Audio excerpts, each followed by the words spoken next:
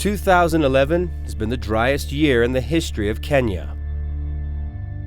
As a result, approximately 5 million Kenyans, and mainly 1 million in the northern part of the country, places like Turkana, Moyale, Marsabit, Isiolo, Mandera, Wajir, and Garissa, among others, are highly food insecure due to failed rains and famine. From here I can go to East Pokot, I can go to West Pokot, I can go to Marsabit, Moyale, Mandera, Wajir, Garissa, Ijara, Tana River, parts of Kwale, parts of Coast, and part of Kajiado. This problem is there. No, these aren't scenes from a Hollywood film, nor are they publicity shots to garner support and aid. This is real life.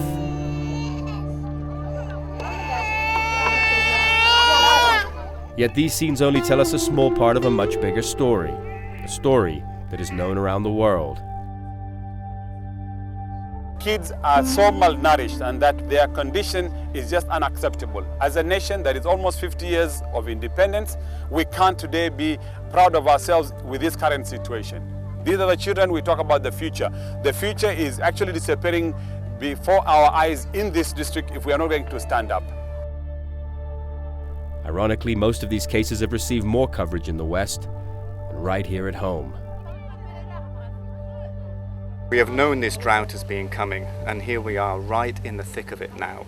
We have seen people today who have been on the verge of dying from starvation, and only emergency interventions kept them alive. We are looking at 6 months of emergency support to save people's lives, and then 12 months to restore their livelihoods. It's essential that this appeal by Kenya Red Cross is supported. So next time you fuel your car and complain about the cost, or perhaps your local supermarket is out of sugar. The next time you flip through a paper without reading about the situation, or change the channel because the images on the screen are too distressing. Please take a moment to think about this disturbing and unnecessary situation. Almost 70% of the population in this district have been on food aid. And I could imagine maybe they need 100% food aid because they have no other means of livelihood since they have lost all their animals and there is no farming that happens here. So where is the food aid? The UN has called for an emergency meeting in Rome to mobilize aid for the Horn of Africa, help that is well received. But we can't sit by and watch while the rest of the world stops to help. We're urging Canadians to be generous. The needs are great. As I said, we have raised to date over $1 million in Canada. The Canadian government has committed over $80 million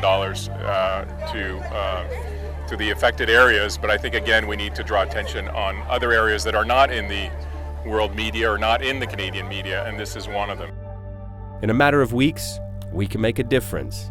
With your commitment and dedication, this can be a solution made right here at home. And nothing will make you more proud than to put a smile on someone's face. The Kenya Red Cross Society is certainly doing their part. Our key focus for this intervention is to deal with the issue of malnutrition in these communities. So we have a complete team of medical team. We have a medical officer who is here. We have a team of nurses who are doing antenatal care and they are doing vaccination for children. And then we have a team that is now focusing on nutrition. This is our Kenya. And these are our brothers and sisters. It is simply time for all to come aboard. Because there has never been a better time to be Kenyans for Kenya.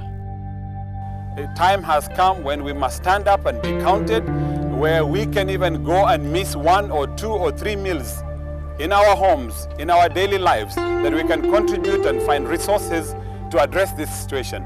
The food situation, the health situation, the nutrition situation of this entire Turkana district and many other districts in Kenya. Time to discuss politics is gone. It's about saving life, and today is our responsibility to all stand up and be counted and save the lives of these ordinary Kenyans that are here that shouldn't be in this situation. It's about time that we stood up and said enough is enough. We need to, as a nation, address this issue.